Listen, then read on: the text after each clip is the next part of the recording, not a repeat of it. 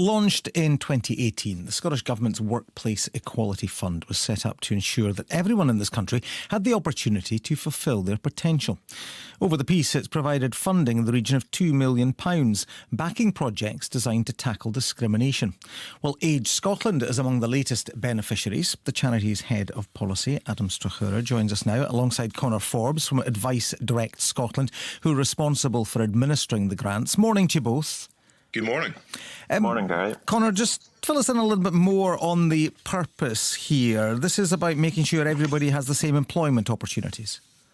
Yeah, absolutely. So really what we're trying to do is fund projects which are aimed at making workplaces more accessible to groups who've typically been excluded from the workplace environment. So the spectrum of people is quite broad. So we're funding projects which are helping women, minority ethnic workers, disabled workers, older workers. Yeah. And that's where Adam, Age Scotland comes in, looking specifically at those over 50. Absolutely. No, we're really delighted with this, and what it's going to help us do is focus a lot of work on line managers and key influencers in organisations so they can be far more age inclusive, because one of the things that we've found from all our time in the workplace is that ageism, actually kind of the experience of it, often occurs at that interaction with a line manager. And that older workers are sort of missing out on opportunities or maybe not being able to benefit as much as they possibly can to that workplace and to that business. And there's a lot of work to do there, and we're delighted to get stuck into it. Well, how do you spend the money then to change attitude?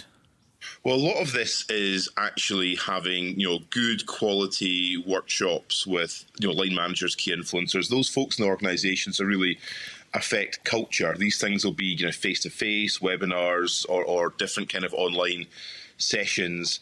And, trying to the next 2 years work with, between 1,500, 1,800 people in these positions to get them to better understand what age inclusivity looks like, how they can support folks. Actually, they'll work for younger ages as much as older ages, but support people across their working life and make sure they can get the most out of them as much as the worker themselves gets all of the benefits and all of the kind of opportunities that place has to offer.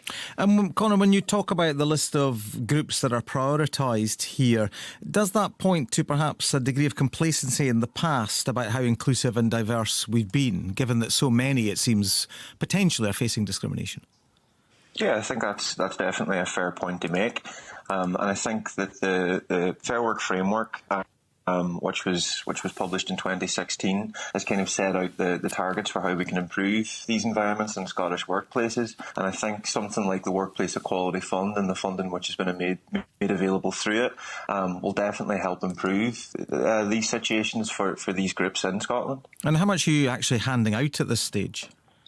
So there's £800,000 worth of funding annually for the fund. So that will be going to a range of third sector, private sector and public sector organisations who are working in partnership to help the groups mentioned. How do you measure success when it comes to this?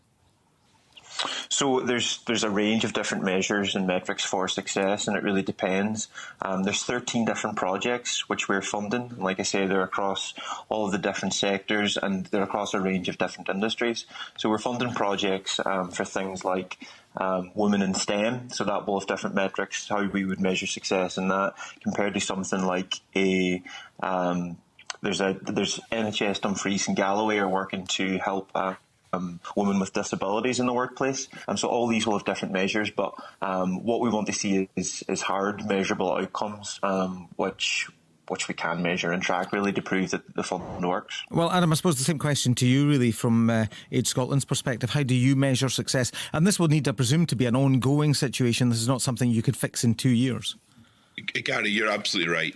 We've been working with organisations and businesses for many years. We've, hundreds of organisations across country have been going through different workshops we put on, such as age inclusivity.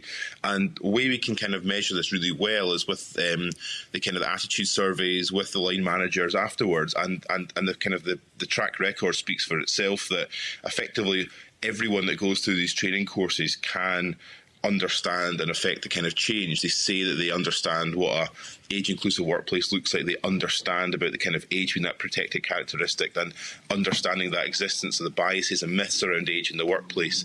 So we can track that with our kind of qualitative analysis through it, but demonstrating kind of after all the work we've been doing for so many years that it has a big impact. But you're right, this isn't the end of it. This is something which is, I think ageism is pretty prevalent across Scotland, and the biggest impact of that is in the workplace.